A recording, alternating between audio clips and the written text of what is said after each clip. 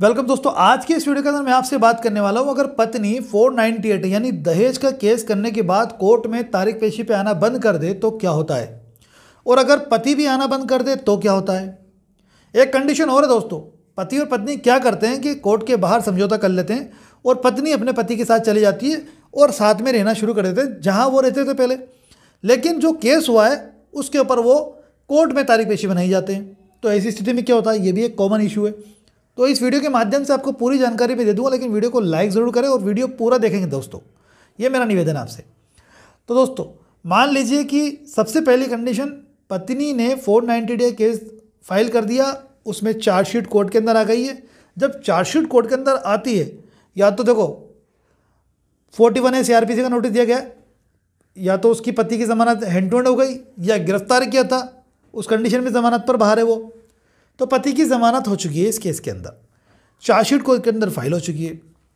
Charge लगने के बाद एविडेंस शुरू होती है दोस्तों कोर्ट के अंदर, साक्ष्य यानी गवाही जो कि पत्नी की तरफ से दी जाती है और पत्नी भी उसके अंदर गवाह होती है।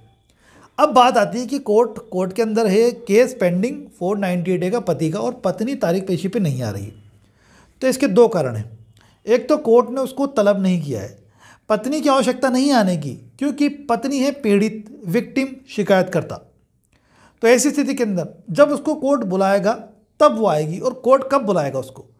कोर्ट बुलाएगा उसको जब उसकी गवाही होनी है कोर्ट के अंदर, एविडेंस होनी है। अब 498 डे के मामले के अंदर कोर्ट बहुत ज़्यादा लिबरल होती है, ये सोचती है कोर्ट की पति पत्नी का मामला है, राजीनामा हो जाएगा, इसलिए भी डिले करती है। तो एक रीज़न ही हो जाता है। लेकिन अगर पत्नी को कोर्ट बुलाती है तो पत्नी को कोर्ट में आना होगा। तो समन जारी करती है दोस्तों पत्नी को कोर्ट, वो कब करती है जारी? जब उसकी आवश्यकता होती है गवाही की। तो एज ए विटनेस आएगी उस केस के अंदर वो, कंप्लेनेंट प्लस विटनेस।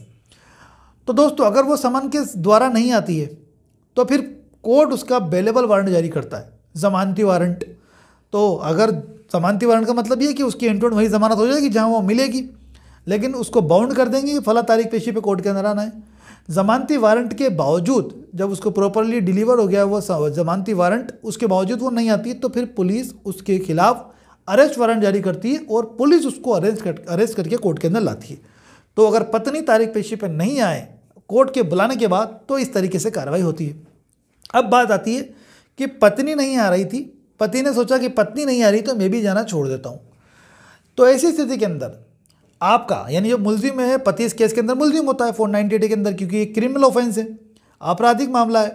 तो दोस्तों ऐसी स्थिति के अंदर कोर्ट के अंदर जो पति का वकील होता है वो हाजिरी माफ़ी पेश करता है उसकी तरफ से, भाई हाजिरी से उसको मुक्ति दी जाए। तो कोर्ट ऑर्डर उस पर ऑर्डर करके उसकी हाजिरी माफ़ी स्वीकार कर लेती है, लेकिन एक लिमिटेड टाइम की नहीं स्वीकार करती दोस्तों, 2 बार 3 बार 4 बार 5 बार। लेकिन आप लगातार नहीं जा रहे तो फिर स्वीकार नहीं करेगी, फिर वो खारिज कर देगी उस हाजिरी माफ़ी को और उस पति की ज़मानत को जब्त कर लेगी। जैसे ही ज़मानत जब्त हुई, बेल बॉन्ड कैंसिल हुए, उस पति के वारंट जारी कर देता है कोर्ट। तो यहाँ पर अगर पति तारीख पेशी पे नहीं जाता है तो दोनों नहीं जा रहे, पत्नी भी नहीं जा रही, पत्नी नहीं जा रही तो पत्नी को तो कोर्ट ने बुलाया ही नहीं है, लेकिन पति भी नहीं जा रहा तो फिर उसके वारंट जारी कर देगी कौन? कोर्ट। तो फिर पुलिस उसको गिरफ्तार करके लाती है कोर्ट के अंदर। एक तीसरी कंडीशन मैंने आपको बताया था कि पत्नी ने और पति ने दोनों ने कोर्ट के बाहर समझौता कर लिया, पति के साथ चले गए। ये केस एक्चुअल में क्या है, मैं इसलिए इसको डाल रहा हूँ, कवर कर रहा हूँ, क्योंकि ये स्थिति अभी मेरे पास है करंट के अंदर। एक केस है सरकार अकरम के नाम से, अकरम और उसकी पत्नी का समझौता हो गया, वो चले गए और काफ़ी समय से उनकी ज़मानत जब्त हो चुकी है, लेकिन वो अभी तक नहीं आए हैं। तो पुलिस जिस दिन उसको अरेस्ट करके लेकर आएगी उस दिन मैं उसका वकील हूँ, तो मैं जाहिर सी बात है उसकी ज़मानत का आवेदन पेश करूँगा। तो हो सकता है कि कोर्ट उसकी ज़मानत का आवेदन को स्वीकार न करे और कहे कि पत्नी को उसकी बुलाया जाए, क्योंकि जब इन दोनों का राजीनामा हो गया तो ऐसी स्थिति के अंदर पत्नी के बयान ज़रूरी है 498 के मामले के अंदर। तो वो चाहे आकर के बयान चेंज कर दे थोड़ा सा, जो भी चेंज करने हैं, क्योंकि पेंडेंसी है फाइल के अंदर। तो अगर ऐसी स्थिति के अंदर दोनों ने राजीनामा करके साथ में चल गए तब भी वारंट जारी होंगी केवल और केवल पति के, और पति को पुलिस अरेस्ट करके लेके आएगी। और ऐसी स्थिति के अंदर मैं ज़मानत का आवेदन कर सकूँगा, उसका कोई भी उसका वकील जिसको पुलिस ज़मानत जब्त होने के बाद पकड़ के लेके आती है तो उसका वकील जो है ज़मानत की अर्जी पेश करता है, आमतौर पे कोर्ट स्वीकार कर लेती है। तो ऐसी स्थिति के अंदर ये प्रक्रिया है कि अगर पत्नी तारीख पेशी में नहीं आए या पति नहीं आए या दोनों ही तारीख पेशी में नहीं आए तो इस तरीके से कोर्ट कार्रवाई करती है।